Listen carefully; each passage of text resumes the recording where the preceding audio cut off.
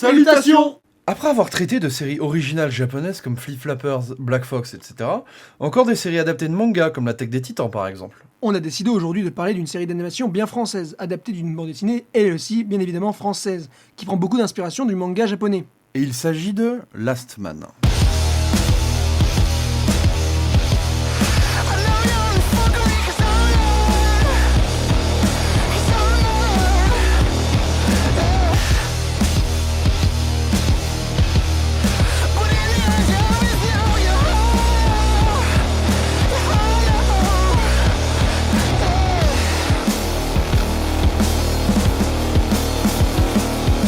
Mais d'ailleurs, c'est quoi Last Man précisément ? Comme dit précédemment, il s'agit d'une bande dessinée française, écrite et dessinée par un trio d'auteurs. Au scénario, on retrouve Bastien Vivès, auteur de nombreux romans graphiques comme Le Chemisier, Une sœur ou encore Paulina, Qui a eu droit à son adaptation en film en 2016 nommée Paulina, Danser sa vie. Pour Last Man, Vivès, en plus de dessiner certaines planches, s'occupe de réfléchir aux grandes lignes de l'histoire, les intentions du personnage, etc.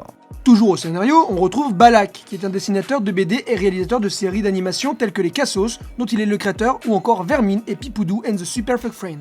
Sur Last Man, Balak est chargé du storyboard, de la mise en scène du découpage de l'album en épisodes, à la manière d'une saison pour une série TV, pour prendre un exemple. Et pour finir, au dessin, en plus de Vivès, nous avons Michael Sanlaville, qui est aussi un dessinateur de bande dessinée qui a déjà collaboré avec Bastien Vivès sur la BD Hollywood Jeanne. Mais il a bien évidemment d'autres œuvres à son actif, comme Rocher Rouge, Fléau Vert ou encore la récente série des San Antonio. Sur Last Man, par contre, il ne s'occupe que du dessin, et à un rythme de 20 pages hebdomadaires, en tout cas pour la première partie de l'histoire, pour ensuite vérifier les pages, dessinées par Vivès. Et cette série sera finalement conclue en son 12e tome en 2019. Pour ce qui est de l'histoire, nous ne parlerons pas du synopsis de la bande dessinée, pour ne pas donner d'infos sur le futur du perso principal, étant donné que la série narre une partie importante de son passé. Bon, maintenant que ça c'est dit, on va passer au cœur de la vidéo, c'est-à-dire la série animée Last Man. Tout d'abord, il faut savoir que la série, due à un désistement d'un des partenaires de France TV, a été partiellement financée par une campagne de Kickstarter qui a obtenu au total de 183 000 € sur les 75 000 demandés initialement. La série Last Man sortit finalement en novembre 2016 pour un total de 26 épisodes de 11 minutes environ. Elle sera diffusée par France 4, puis disponible sur Netflix à partir de juillet 2018. La série est produite par Everybody on Deck, et je suis bien content, qui sont habitués à la production de projets francophones. Je précise que Je suis bien content est une boîte de production, au cas où. Et sinon pour les studios d'animation ayant travaillé sur le projet, on a les studios Tchak et Caribara Animation. Ils ont respectivement participé à de nombreux projets d'animation, que nous vous invitons à découvrir sur leur site, disponible en description. Le réalisateur de la série est Jérémy Perrin, notamment connu pour avoir réalisé en 2011 le clip du single Fantasy du compositeur français Dai, que vous entendez et voyez actuellement. Pareil, le lien du clip est en description, et nous vous invitons d'ailleurs vivement à le découvrir. Et Jérémy Perrin, il a aussi réalisé une autre série animée, qui s'appelle Crazy Young, et qui est disponible maintenant sur Netflix. Pour l'écriture, on retrouve Balak, mais aussi Laurence Sarfati, qui est l'un des scénaristes de la série Crazy Young, dont nous parlions juste avant. Il sera aussi à l'écriture sur le prochain projet de Jérémy Perrin, Mars Express, prévu pour 2022.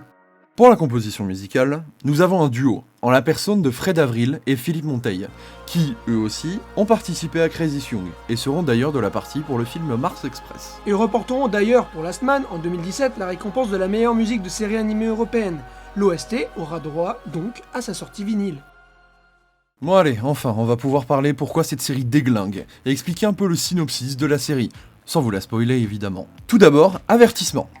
Il faut savoir que cette série reste destinée à un public averti, dû à son langage plutôt explicite, sans parler des choses qui y sont montrées. Last Man, ça raconte les mésaventures de Richard Aldana, un chômeur grande gueule ayant pour seul talent un puissant crochet du droit, ce qui l'emmènera d'ailleurs à se présenter dans la salle de boxe de Dave McKenzie, afin de s'y améliorer. Tout se déroulera presque pour le mieux, jusqu'au jour où sa vie se retrouvera complètement bousculée par l'apparition d'une sorte de secte ayant en son sein des connaissances qui dépassent l'humanité.